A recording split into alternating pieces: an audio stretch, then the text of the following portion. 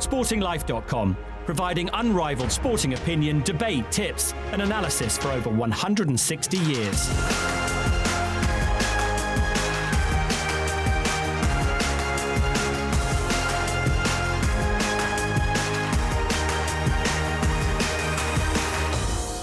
Well, welcome along to the Sporting Life Racing podcast for the second week in January. It's a six-pack special this week, not a reference to the torso, but we've got 6 talking points we're going to go through with a full panel of Graham Cunningham, Ben Linfoot, Ed Chamberlain, Billy Nash and David Johnson.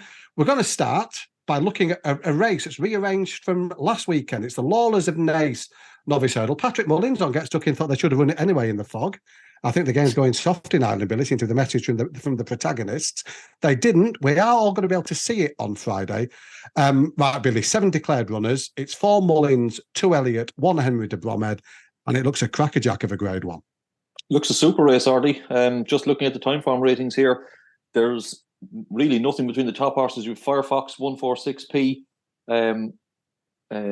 The Mullins horse, Il Atlantique, 145p. Croke Park of Elliott's 145 as well. So there's really nothing to choose between these horses. 7 runners in the race. You could make a serious case for all 7. Personally, I like Il Atlantique. I've spoken about him on the podcast before. I was very impressed with McGordon. I think the step up to 2.5 will really suit him. And listening to Patrick talking on Get Stuck In during the week, he reckons that soft ground could be the key to this horse, which of course he will get. Really looking forward to seeing him again. Obviously, there's very little between himself and Firefox. Firefox actually beat Il Atlantique in a bumper at Fairyhouse last year. Patrick was kind of putting that down to the ground. He thought that Il Atlantique just didn't quicken on the ground. Firefox has come out and beaten Ballyburn in a 2-mile maiden hurdle since, and again showed a good turn of foot. So it'll be interesting to see how he gets on up to 2.5. Certainly bred to stay. The other Elliott horse, Croke Park, looks an out-and-out stayer, as does Willie Mullins' Lecky Watson. I think both of them will probably be going 3 miles by the end of the year. Untubber, really interesting horse, ran well in the Royal Bond, finished 3rd there, stepping up to 2.5 should really suit him for Henry de Bromhead. And the other 2 Mullins horses, Patrick, quite sweet on Chapeau du Soleil. He's one of these horses, he clearly works really well at home because he's got a big reputation. Won a kind of a nothing maiden hurdle very easily at Clonmel. Needs to step up significantly on that form. His adjusted rating with time form 130 with a large P, so there clearly is a lot of improvement in there. And the other Mullins horse, another one, Willie was actually giving a good mention to in his Sporting Life column, was reading Tommy Wrong, who he thinks might be a little bit of value in the race. Darryl Jacob over to ride him. So he's won his last 3, including a maiden hurdle at Mallow, beating a stable companion the other day. Another horse who will definitely improve for the step up and trip. So all in all, wide open race. Should be really, really interesting. Narrow preference for me is Il Atlantique, but it's a race I'm really looking forward to seeing.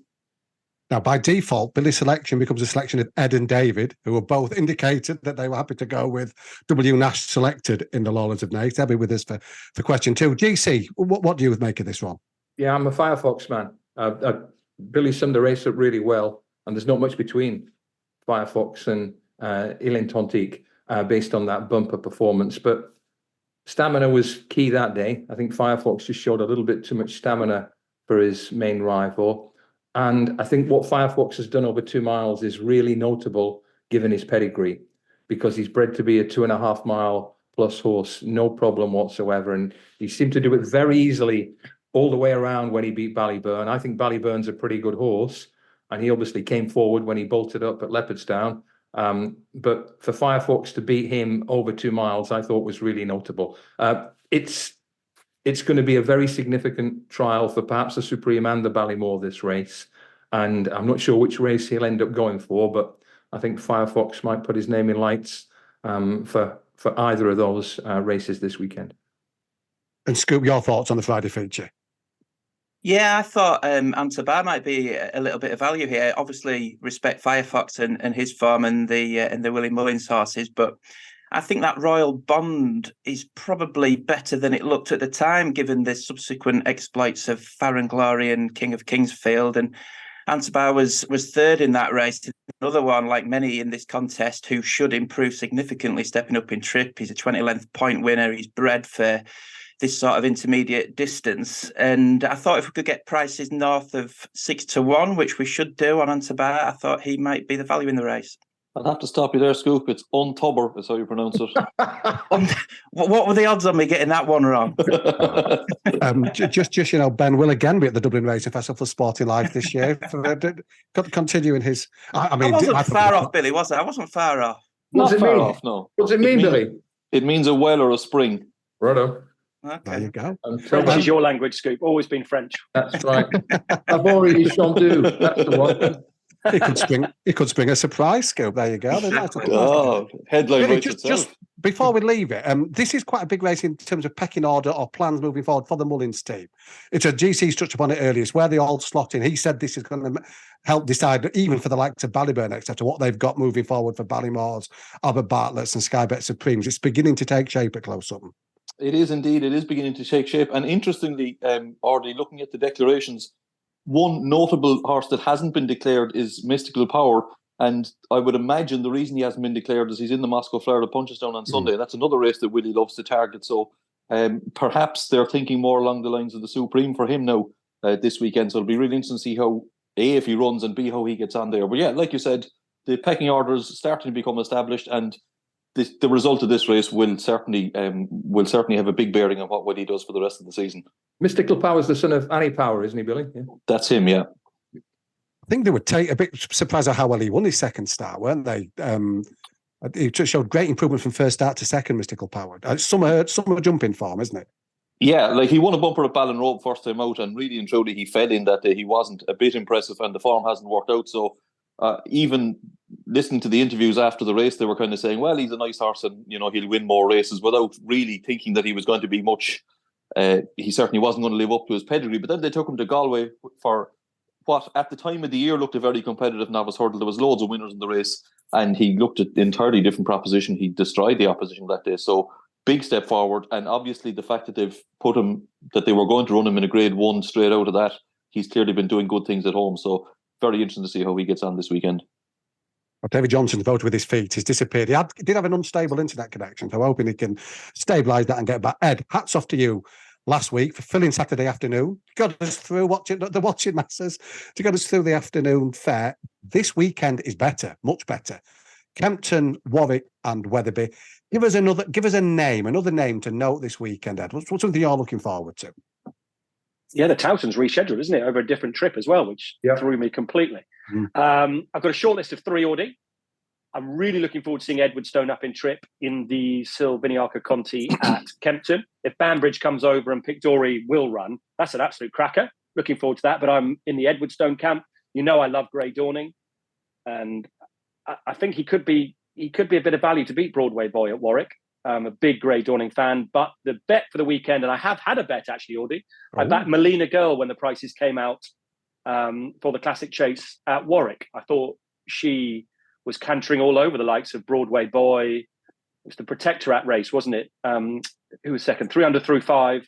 I thought she was going really, really well throughout when she came down. And you know all about Gavin Cromwell's Raiders over here. And I thought I assume she's coming for the race, Billy. I hope she's coming for the race. I thought she was the overpriced one. And there has been a bit of money for her. And obviously we've lost Ted Walsh's runner. I think she's a big player because that Classic Chase isn't as good as that race at Cheltenham. David Johnson selection as well. He hasn't returned with his internet connection, but I can say that. Is it? Yeah, Melina's Girl is David's bet for the weekend. Ben Linfoot, you put one up on Get Stuck In on Tuesday. Are you having another go in this? I am going to put up the same horse, Dave, because, well, you know, GSI, it's a little bit punchy, isn't it? You don't really get time to expand. It's a good show, though. It's a good show, Scoop. I like it. You're in and out pretty quickly in there, aren't you? Yeah. Rapid fire, wasn't it? Good show, but yeah, you don't really get skiing. The podcast platform allows you to expand on your thoughts. So I'm going to stick with Pepe Le Moco. And as you know, we've not got another language in the fluent category. My French pronunciation never ever fails. So that is definitely how you say that horse. But he runs in the 3:15 at Kempton, hopefully, when we get the final decks. Really looking forward to seeing him. He's trained by Jane Williams, who's in good form. He won at Warwick and then ran in a cracking race at Plumpton in December, won by Oxygen. But behind him that day was Scarface and Godot, who both won at Plumpton on Sunday at that valuable card. So I think that's really good form. And I think he's a novice chaser to follow. He's running off a mark of 119 in this race, and that'll be the bottom of the weights. And the extra furlong is really going to suit him because he finished his race really well to be a close second at Plumpton last time. And you know me, Dave, I like a little owner clue and he's owned by Len Jakeman, who won the Lanzarote with James Devassi and T42 in partnership with Shane Williams a few years ago as well. So I think they must have targeted this card with this horse, who looks a really progressive novice chaser and one to follow. Really? So it was a much better case than you made on Get Stuck In, that Scoop. I think because I had more time, Dave. I had more time. You felt under pressure, didn't you? I felt. Well, when you've got, come on, give us a horse in 15 seconds in your ear. Yeah. You know what it's like, Ed. You know. Yeah, Ed delivers. He delivers horse in 15 seconds and gets all the points. Hence the broadcast training next week for other members of the team. GC, what's your one for the weekend? Well, first of all, Ben touches on, the tight windows. We must say well done to Ed and everyone at ITV for bringing these post office Herberts to boot. That is absolutely terrible. Yeah. Well done, Ed. I know you only had a small part in that, but very well done. Seriously, the Taunton Novices Change, which Ed's already referenced, I'm interested in. And it looks as if the market might be a little bit arse about face here, because it looks like odds compilers are not refreshing the Sporting Life homepage, because Patrick Mullins says the emphatic Paddy Power Chase winner, Meeting of the Waters, is entered with the intention to run at Wetherby. He's not priced like he's a definite runner. If he does run, and it looks like he will, he'll not be 6 or 7 to 1 as he is in the odds grids at the moment. The horse I'm looking forward to, and he won't be 5 to 4 if Meeting of the Waters runs. He'll be more like 2 to 1, maybe even a little bit better. Colonel Harry, who I think is making really good progress, both over hurdles and over fences. He's still a lightly raced horse. He looked pretty good first time over fences at Chepstow. He ran a belter in, admittedly, a middling grade 1 at Sandown when he gained on Le Patron all the way to the line. So he's up in trip. It's not 3 miles anymore. No Mr. Mulligans, Keen Leaders, Black Lions, Ahoy Seniors, the 3 milers. It's for the speedier horses this time, 2 miles, 3.5 furlongs. And I think Colonel Harry might be the one to beat. Billy, you've got plenty to go at. Good cards in Ireland this weekend. What's the one on your radar? Lots to look forward to this weekend, Dave. We should have a very informative weekend. The likes of Mystical Power that I mentioned, Blood Destiny is another horse I'm looking forward to seeing out. Is hopefully going to run over fences again, jump like a buck first time out. But the one I'm going to put forward is that it's not a betting proposition, but the dogs have been barking about a horse of Gordon Elliott's that's declared in the or entered in the bumper at Fairyhouse on Saturday called Romeo Coolio. Now, Elliott has a very strong hand when it comes to bumper runners this week or this year. He currently has the favourite for the Cheltenham bumper called Jalon Dudery, who I would imagine is highly unlikely to go to Cheltenham because he's owned by Jigginstown, who traditionally don't run horses in the Cheltenham bumper. But second favourite in the Cheltenham bumper, as things stand, is this Romeo Coolio, who, like I said, has got a huge home reputation. He won a Pint a Pint. He cost north of 400 grand after winning that Pint a Pint. He's by Cave Tara. Like I said, he's been well talked up. So the first time I've seen him entered is for Fairyhouse this Saturday. We know Gordon likes to run good horses at Fairyhouse, so it'll be really interesting to see how he goes there. Elliott has 3 or 4 others in the race. Willie Mullins has 4 newcomers, I think, entered in the race. So it should be an informative bumper. But if the vibes are correct, then this Romeo Coolio should be a name well worth noting.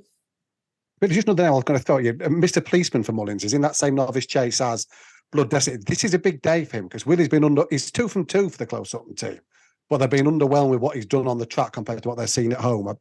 If he's big day for you, isn't it, Dave? It's what, sorry, sir? Big day for you. I didn't back him, Scoop. You backed him for the Arkle. No, thank you. My betting portfolio remains private, but does not include Mr. Policeman. But loads of people did back him, Antipode for the Arkle. You want to see him show a bit more zest this time? Yeah, he's actually declared to run at Naas on Friday, Dave. There you go. But my research again. He was due to run in this race last weekend, and it's been rescheduled. So yeah, he's declared to run over 2 miles at Naas on Friday. He's up against a couple of Henry de Bramhead horses, Calixius notably, who's dropping back to 2 miles, having tried 3 the last day, clearly didn't stay. An Elliott horse called Safarir, who was most fortunate winner of Beginner's Chase at Fairyhouse. He'd have finished second to Hunter's Yarn if Hunter's Yarn had stood up. So all in all, Mr. Policeman would look to be, this looks a pretty straightforward opportunity for him. Looking at time form ratings, he's 4 pounds clear with a large P, so he should, in theory, go and win this race. But like you said, even though he's won both starts for Mullins, he wasn't particularly impressive on either occasion, certainly not in his Beginner's Chase, form of which has taken a few knocks in. So you'd be hoping for a much better showing for him. It's the first time he's going left-handed for Willie as well, so that'll be interesting too. But yeah, hopefully on Friday we'll see a much better performance from Mr. Policeman, and he can add to Willie's already vast riches when it comes to the novice chasers this year. Billy, just to stop you there, Mr. Policeman's entered at Naas, declared at Naas on Friday. Yes. That's just for the edit later on there, chaps. That's quite cleverly done by me. David, good to see you back with us. I mentioned, spoiler alert, I told people that Melina's Girl was your one for the weekend, but you can now at least expand on the reasons. Yeah, exactly. So, well, when she ran last time at Cheltenham, I thought, she was going so well 3 out. I think in running wise, she traded at 2.06. So certainly wasn't the only one that thought she was going to win there. But because she came down 3 out rather than 2 out or at the last, the handicapper is forced to leave a mark alone. So she's coming here again off 146. Now, the winner of that Cheltenham race, Broadway Boy, he went up £4. So if you take the view that Melina Girl would have either beaten him or gone very close to beating him, she would have obviously had a mark put up a little bit. So I think she comes here well handicapped. Conditions look like they're going to very much play to her strengths. Soft, heavy ground looks ideal. She just didn't hardly go a yard, did she, in the Scottish National on quickish ground? So I think soft to heavy ground at Warwick on Saturday will be right up her street, and I'm hoping she'll be able to confirm there that she is a very well handicapped mare. There you go. Got 2 votes for her for that big race at Warwick on Saturday. The days when those lads held a banner at the races saying Phil Smith, hands off our handicappers, or whatever it was. Remember, they seem a long time ago with these Irish horses coming up, and Cromwell horses in particular cleaning up in nice handicaps. Ted Walsh made the point on Get Stuck In. I mean, it's another pod for Scoop's flagship show. It's another. He's not running any second now, GC, because he's rated 159 in the UK, and he got beat off 150 in Ireland last time. He could run in the Thiet, he's off 148, or the Classic Chase off 159. So you still occasionally do get these discrepancies, don't you? I assume that's a Grand National rating, though, Dave, isn't it? This is rating for the UK rating. I think he's looking at. Isn't it a rating that was achieved in the Grand National? No, it was a new one that was published for this. He didn't have a rating before at the 5 day stage. So he was given 159 for the Classic Chase. He ran off 167 in last year's Grand National, so he's obviously dropped him to 159. Right. But like Ted said, he was beaten off 150 on his reappearance in Ireland. No, I don't think he was expected to win. So, but yeah, 148 in the Thyestes does look a lot more attractive than 159 at Warwick. What a game. What a game. Now, GC, question 3 is a horse who's sailing under the radar for Cheltenham. Yeah. And it's had you racking your brains. I think the Cubs back. Spent ages last night and this morning looking at this, David. It's driven me mad because, shame on me, what a fraud. I created these questions this week. It was going to be mentioned. This one. I've tried hard. And the more I look at Cheltenham anti-post markets these days, the more I wonder how the confetti cannons keep firing off these anti-post bullets. Because I had to see handicaps, which you can't possibly bet in now. Some races that have got an absolutely dominant favourite, and you need a bloody good reason to oppose quite a few of them. Galopin de Champs, Marine Nationale, Constitution Hill, etc. And a few other markets where you absolutely having to bet a horse to do something twice, to shine twice. And that's not something that fits well with how I really approach the job. So if you really push me for one, I'd go back to Firefox. I think he can really enhance his Cheltenham claims, but then you go, which race is he going to enhance his claims for? So I would say Firefox, Ballymore. I think he's the type of horse who could end up as a really, really high quality novice. But having racked my brains, I really struggled with this one, but I know that others will have something a little more left field, shall we say. It was a great question. It was a great question. It's a great question. Just a poor answer. To be fair, Alexander Armstrong doesn't answer his own questions on Pointless. The question master doesn't need to offer all the solutions. Ben Linfoot, you'll have something.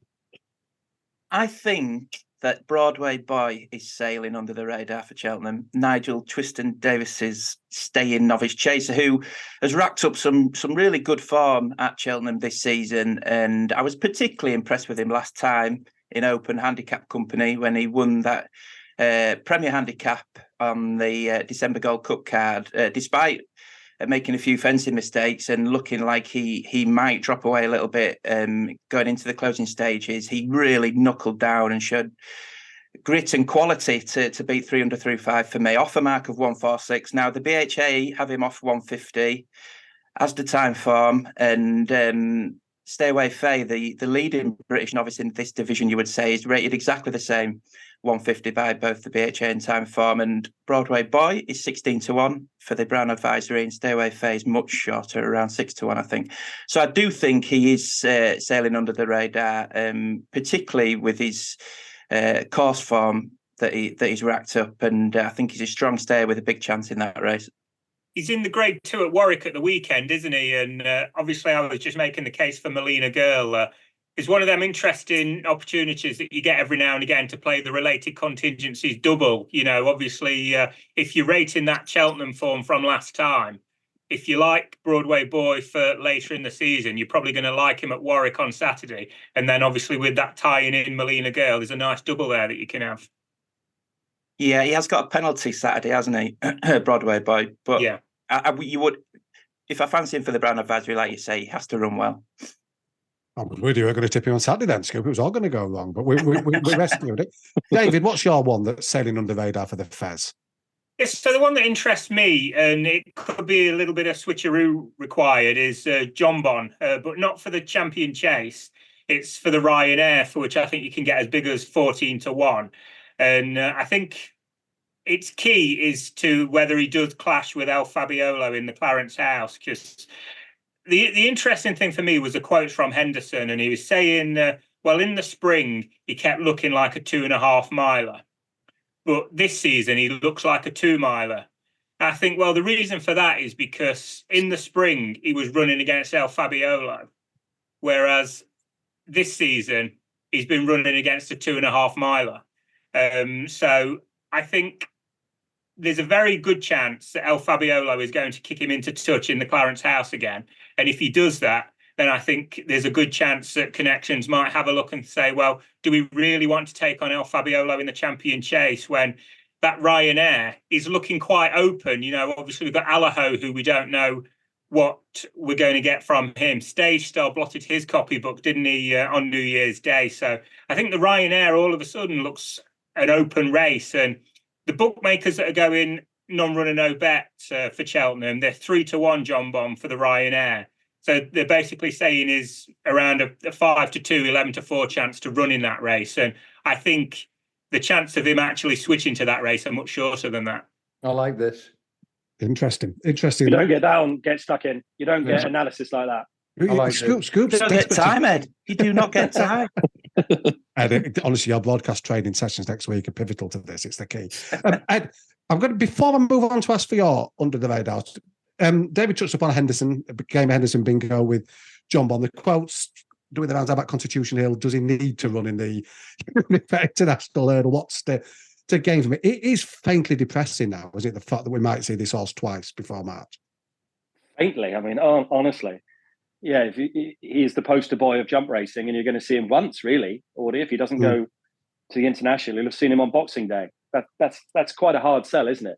And I don't quite understand the reasoning for it. Might not say. I mean, he'll bolt up at the end of January. He won't have a hard race again. I don't quite understand the reasoning for it. I wondered if it was de Boinville, if he's nervous of not having him on for whatever reason. Anyway, but we're not talking about Constitution. He's not on GC's questions. The question is a horse. No, Frankie. No radar for Cheltenham. Sorry, Audie, say that again.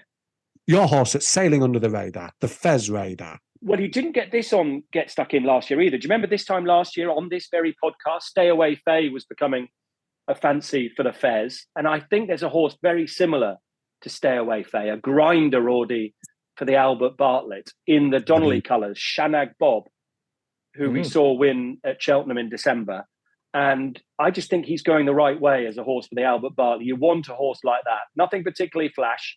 Nico de Boinville was absolutely cream crackered at the end of that race. He had to work so hard. And he just keeps on finding. And he just falls into that bracket. He's flying under the radar at the moment, Audie, 16 and 20-1. And I think that's definitely the target for the horse. And I think for my under the radar, Shanag Bob fits the bill for the Albert Bartlett. One for the Albert Bartlett. Last but not least, Billy Nash. Mine is flying so far under the radar, Ardy, that I looked up the anti-post markets for all the Cheltenham Fez handicaps this morning, and he's not even quoted. And there's horses in there that I'm pretty sure are dead that are getting quoted for those handicaps. So anyway, the one that I'm really intrigued with is a Mullins horse called Sa Majeste. This is an ex-French horse. Could you just spell that, Billy? Sorry, can you spell that?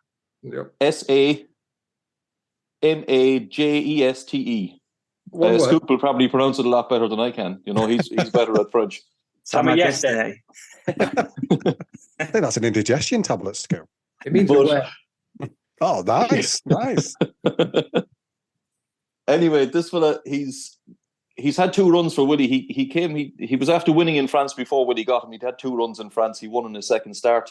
He ran at the Punchestown Festival in just an ordinary novice hurdle, not a graded race. He was well backed. I think he might have been sent off favourite, but got well beaten.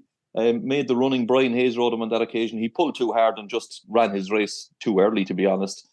Finished 5th or 6th.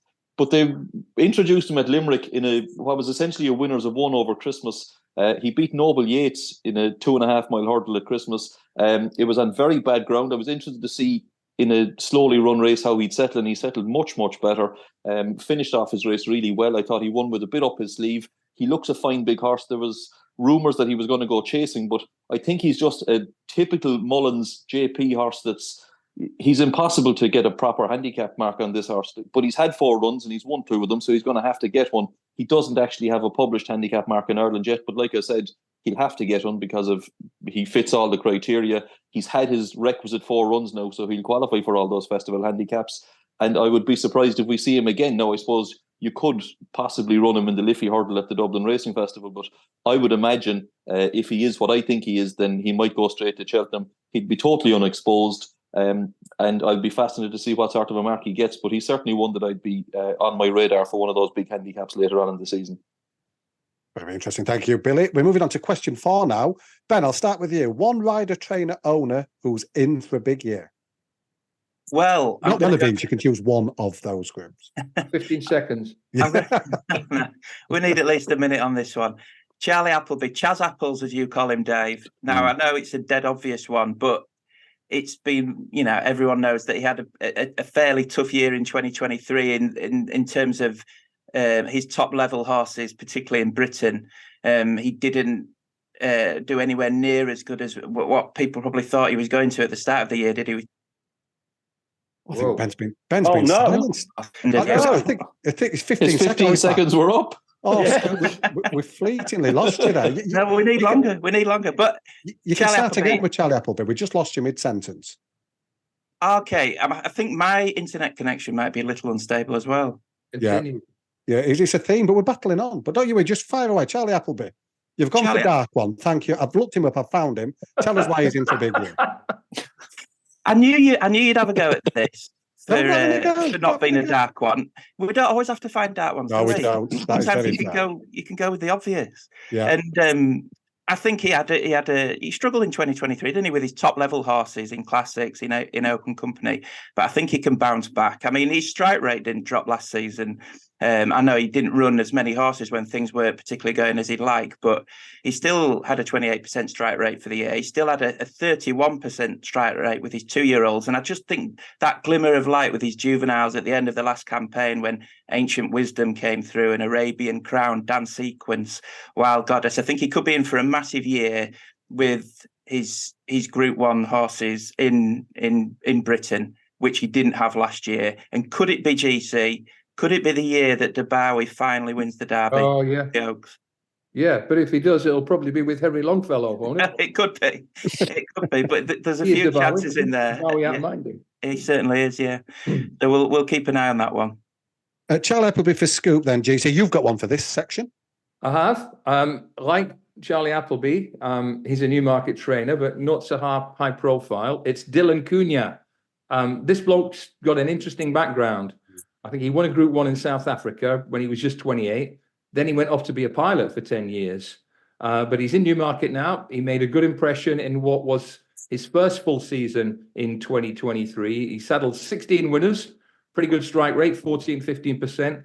And he turned that horse Silver Sword from a horse who just didn't want to race, refused twice, into an Ebor Festival winner who ended the season rated 103, I think. So I'm guessing that success has given him a bit more money to spend at the sales this time around, in which case he could be someone worth watching this year once the turf season kicks in. His career could be ready for takeoff, lift off, Dave. Interesting. Did a great job, as you say, with that horse GC. Ed, one for you, please. I've actually got two, Audie. If I go quick, can I have two? Of course, there's no time. I misunderstood. The question wasn't clear. The question was not clear. Jumping, one of my New Year's resolutions were British owners keeping their horse in this country and not having them trained in Ireland. Well, look at what Johnny De La Haye's doing with Paul Nicholls. Fair play to him. And I'm not sure he gets the credit he deserves. He's having a right go, and I wish him plenty of success with his jumpers. And he's got some nice young horses as well, has Johnny. I don't know him, but I admire what he's doing. And on the flat, Audie, the jockey to follow, Finley Marsh, who has got his life back in order. I think he's a really talented lad, and he's doing good things. Listen, he's not a Buick or a Ryan Moore, but he's not that far behind, and I think he can really go places now. He's got his ducks in a row again. Fantastic, David. Yeah, unsurprisingly, I'm looking at something from the flat, and just going to be really interesting to see how the Wathnan Racing project goes. I think in 2024, they've obviously signed up James Doyle as their retained rider, and I think it's also obviously going to be a big year for him. You know, getting on the likes of Courage Mon Ami, Gregory. It opens a door back into Clarehaven, doesn't it? You know, remember how he was so successful on Kingman. Well, it's probably about 10 years ago now, isn't it? And obviously, you know, you've got the merry-go-round with the jockeys at the Gosdens now with Dettori obviously no longer there. But, you know, I think James Doyle, he positioned himself last year as a real good man to go to, didn't he? You know, he got on Shaquille when he was available. I think, you know, Warm Heart was one of his winners, wasn't it, for Ballydoyle? They went to him for Diego Velasquez. I think he rode Van Dijk in the Middle Park. So, you know, he's positioned himself as one of the go-to men in these really good races. And I think Wathnan Racing, they're still going to be quality over quantity, aren't they? So I think, you know, he's going to be readily available for some of the best horses again. But I was looking at what Wathnan do. They paid £500,000, I think, for Dark Trooper. Apparently, they were the ones that will be having Rogue Lightning, who cost £1 million at the Champions Day sale. So, you know, we know that they invest money. We know that they're ready to really have a go at top-level UK racing. So I think 2024 is going to be a key year for them. And Billy, I didn't mean to leave it to last again, but I did. So your thoughts on your one for this year? That's quite all right. Just like Scoop, I went for somebody completely under the radar that nobody's probably heard of. And that's Paddy Toomey. I can spell that for you as well if you want. I thought you were going to go Aidan O'Brien then. I think it's going to be a big year for Paddy Toomey. Obviously, he's had a couple of big ones the last 2 years, but I think last year in particular, I thought he had some really nice 2-year-olds. I think this could be the year that Paddy Toomey makes the breakthrough and trains a classic winner. I think, like I said, particularly with his fillies last year, the filly that won the Goffs Million first time out, she looks a top-level performer to me. But there are plenty of others, Porter's Place, Purple Lily, a Lilac Rolla to name but a few. And he's also intriguingly picked up one from Rebecca Menzies called Firebird, who shaped really well at Ayr first time out. Might still be in the ownership of Lady Ogden, I think, which would be an interesting tie-up for Paddy Toomey. But either way, I think he's got a lot of ammunition this year. I'm sure he'll have picked up a few more as well at the sales during the off-season. So I think he's in for a big year. And like I said, this could be the year he trains his first classic winner. Brilliant stuff. Very good trainer and a lovely fella. Let's move on to question 5. This is one for you, this. One issue in the great game, one story is likely to rise or fall in 2024. Oh, my God. One? Well, I mean, you haven't got many to go at. I mean, I don't know. It's a very straightforward sport, this. There's so many bubbling away, isn't there, when you think media rights and affordability checks and so on. I'll continue with my campaign to try and improve the plight of the racegoer, the customer.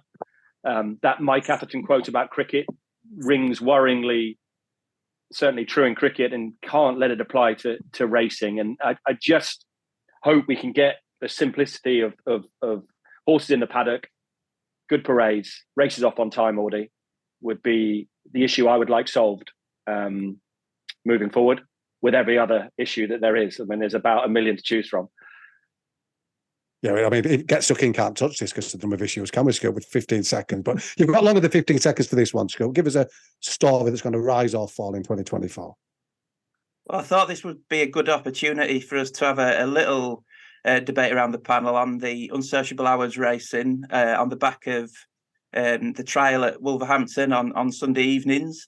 That is fresh in everyone's mind, given it happened on Sunday. And I don't like it. I would just say get them in the bin. I don't like them at all. I think there's several reasons why. I think you've got to look at the jockeys and the stable staff, and I think the whole industry needs some sort of break. And it seems to me that there's just this desire to try and squeeze racing into every available slot where there's no racing. You look at the mornings and then Sunday evening, and it just doesn't sit well with me. It reminds me of greyhound racing, and I think you've got to sort of consider audience fatigue as well. I mean, who really wants to watch all-weather racing on a Sunday night? I'm not sure the audience is there. So that's my thoughts on it. I just wondered what the rest of the panel think. Yeah, I'll have somebody else, TC. Yeah, the idea that Sunday night slot, which will end up as moderate all-weather racing, is designed to get more people to engage with the sport. It seems it seems super bogus, that, to me. David, have you got any thoughts? Typhon Flat Editor on the...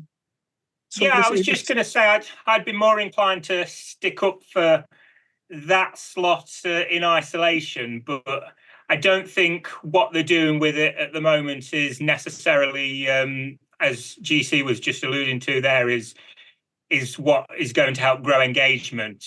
But, you know, it could be a slot for something like a winter racing league or some kind of race series where you're having qualifiers, where you're getting to know these same horses week on week, and, you know, build up to leading jockeys and trainers, etc., that could sort of, you know, then sort of try and raise their profile. And, you know, if jockeys that are well established like Callum Shepherd don't want to take part, what about having it as an apprentice series? And I'm sure that jockeys that would love the opportunity, that don't get too many opportunities, to have that one slot to really put themselves out there. But, you know, I totally get the point about it shouldn't be a case of let's just have as much racing as we can and spread it out. I mean, we're starting out these Saturday 10 a.m. slots and not finishing until Sunday at 8:30. You know, let's make no bones about it. It is bookmaker led, isn't it?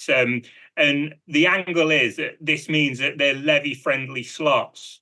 Well, if they're levy friendly, they're very important and very good for bookies' bottom line, never mind racing's bottom line. So if bookmakers are going to put these kind of races and, you know, really reach for them, then racing needs to push back and say, well, you're going to have to pay a premium for them because you're benefiting from them more than what we are. And if that's jockeys that are having to take part in unsociable times, stable staff and trainers, it's important that that money is then going to them rather than, you know, it ending up with just the usual low grade stuff that we're in danger of seeing. But I mean, the jockeys and trainers, they're not doing themselves any favors when they're coming out talking and saying that they don't like it, but then they're turning up. There was 90 odd runners, I think, on Sunday night from 200 entries. So it will be brought in if it's supported in the way that week one was. Can I make my point, because it flows nicely out of some well-made points that David made? And my point relates to small tracks being told to get out of the window, the protected window. It's going to be quiet. I think it might come back. Now, Julie Harrow, says we should resist snap judgments about Premier Racing. I get that. But I do worry about how this protected window will impact courses who have to start much earlier or later than they want to. I know they seem willing to take one for the team at the moment. But what happens if crowds, revenue, and maybe even runners dip on some of their most important days? Maybe those numbers will hold up, but I have my doubts.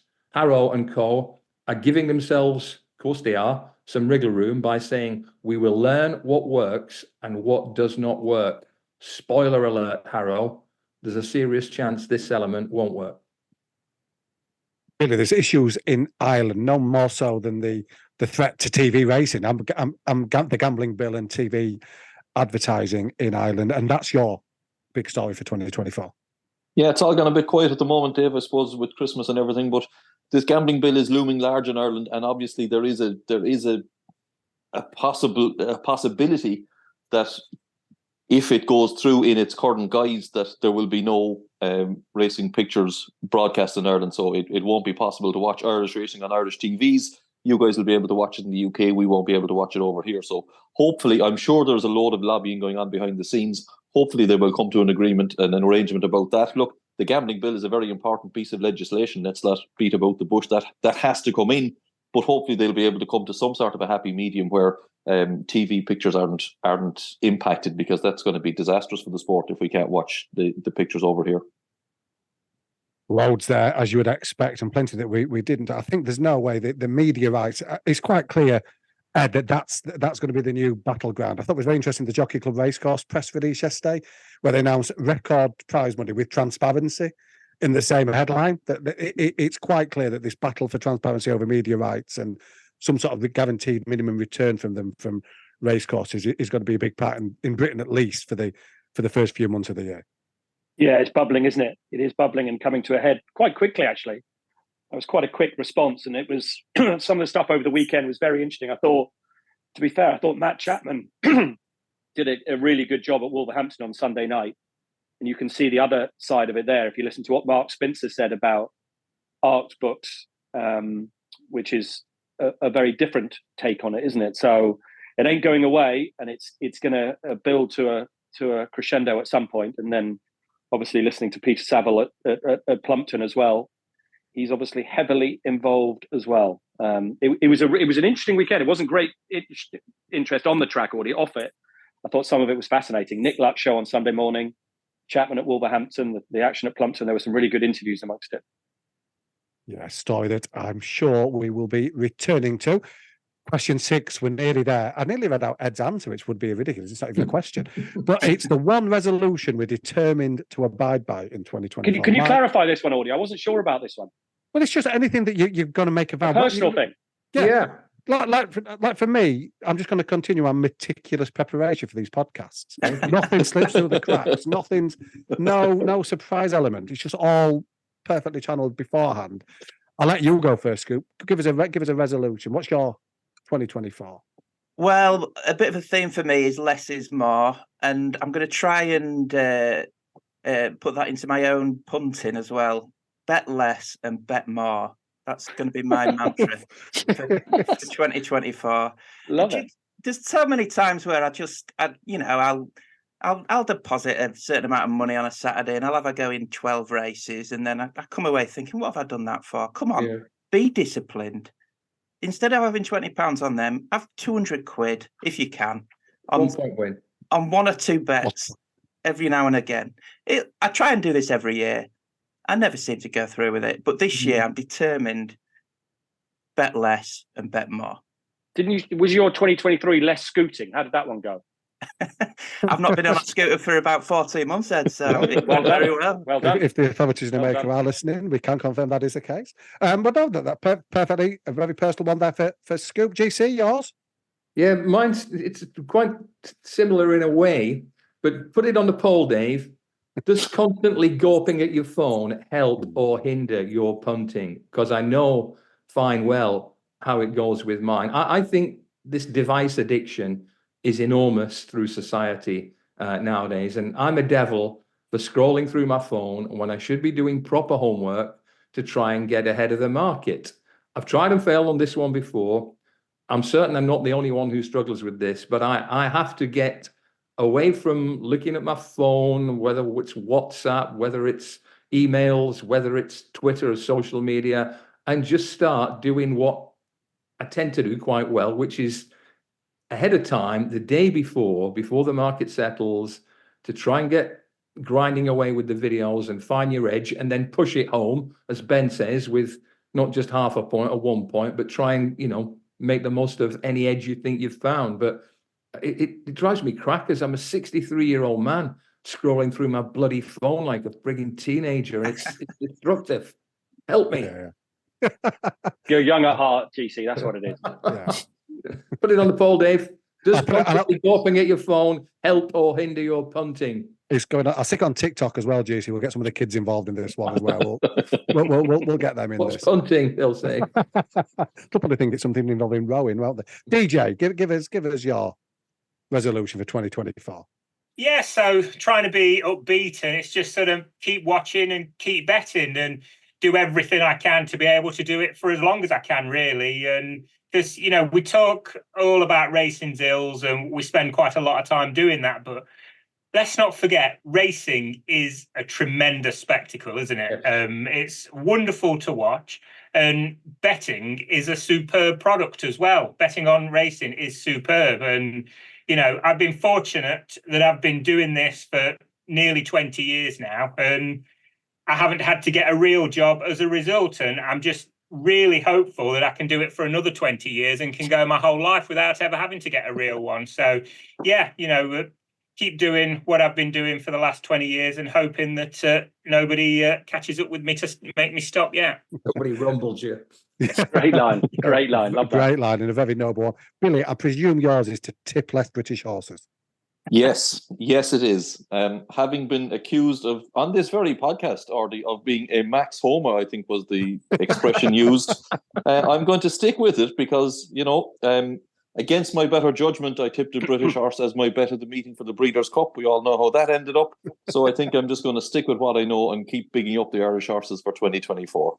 Can't trust them Brits. We can ask for no more from you, Billy. You need consistency in the great game. Ed Chamberlain, go on, give us yours for 2024. I've got 4 already. Here come Ooh. 4. Back Summer Jest for the festival. Learn from you as a host ahead of next week's training. In all seriousness, that's how to host. You don't need to offer an opinion. Keep it moving fast. Exemplary. Don't have a running order. Don't know what's running. That's the key. I don't remember what 3 was. Three's to be nicer to Luke Harvey. I was accused of bullying last weekend. Ooh. Even though he's become a great mate. Be nicer to Luke, who's just a complete superstar. And a serious one, to follow what GC says, I need to do less of the same and less interaction being wound up by people who post anonymously. That is just the worst and most cowardly thing, in my opinion. And sometimes Sorry about that. Cunningham I Gray. can imagine genuinely that does get very great. It's so boring. Every day you get stuff from anonymous people, and shouldn't react to it, engage in it, and they should be braver, Audie. There you go, a resolution potentially for some listeners to the podcast, and that is our 6-pack. Have you got one? Have you got one? Seeing as you haven't offered an opinion on anything. I've got hidden opinions everywhere. Just do all I can to help the great game, Ed, is all I can do in 20. That if I can help build bridges anywhere, just use the powers. Use the powers. That's all I ask. Just let's bring us all together. Let's have a magnificent 2024 on and off. Host as many podcasts as possible. Have you been on Get Stuck In, Audie? You've done a few others. Platforms. I've done Get Stuck In. I don't like it. It's too rat-a-tat-tat, as Scoop says. I'm suited to long form, the ability to the ability to flow. It's too rigid, isn't it? Stayer, not a sprinter. Exactly. Yeah. Exactly. I'm the only person on Look on Sunday. You watch that 2-minute thing, the other talking, but I'll hit 2 minutes every time. I don't need to. I'm just. You're waiting for the buzzer, aren't you? Clocking his head. Exactly. Like Steve Cawthon of the racing media world. Oh, that's going on LinkedIn. Thanks for that, dude. That's perfect. Well, that is us done for this week. Next week, a bit worried, Ed. Cold. We should be looking ahead to that Clarence House. Yes, I keep looking at this weather forecast with the northerly winds next week and very cold temperatures. But surely Ascot will get the fleece down, won't they? Really? I didn't know that. It wouldn't stop Henderson from running John Bond, surely, would it? No chance. Absolutely no chance. Willie Hilton, I'll get the horse over on the ferry. That's the story waiting to happen, isn't it? That the John Bond, where it is.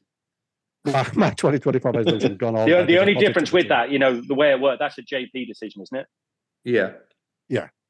But I do like DJ's John Bond for the Ryanair, and he's sort of 9, 10, 11 to 1 in places. You could certainly see that eventuating, as the Americans say. That was the highlight of the podder for me.